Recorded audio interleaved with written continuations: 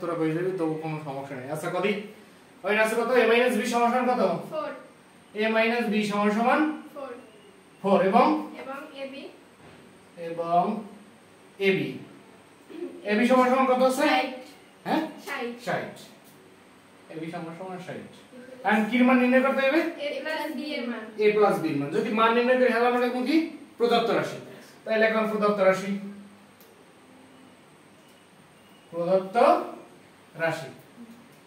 আচ্ছা প্রদত্ত রাশিটা কি a minus b না লাগবে a plus b এর মান আচ্ছা এই আমরা লিখলাম a plus b আর ওই a plus b এর মান লাগবে এর উপরে দিলাম একটা হোল স্কয়ার আমি এর কোনো সমস্যা আছে কিনা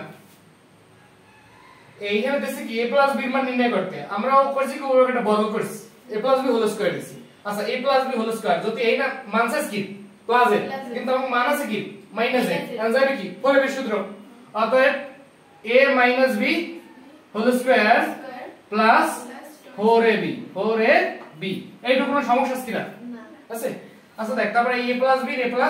b ওই উপরে হোল স্কয়ার সমান আচ্ছা a minus b এর একটা মান আছে কত a minus b এর মান কত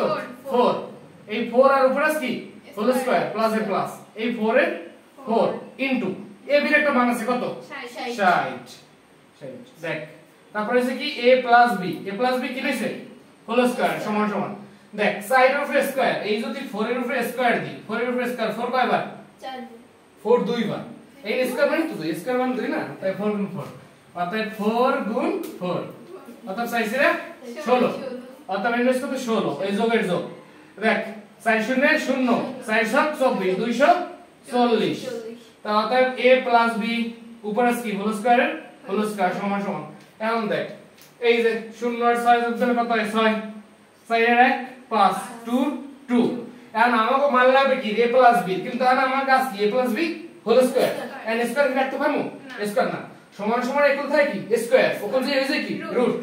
অতএব a plus b সমান ওই রুট কত 2 5 6 আচ্ছা 256 রুট করলে a plus b সমান কত 16 256 এর রুট করলে 16 এখন দেখ কোনো সমস্যা আছে কিনা দেখবো কিনা আবার দেখ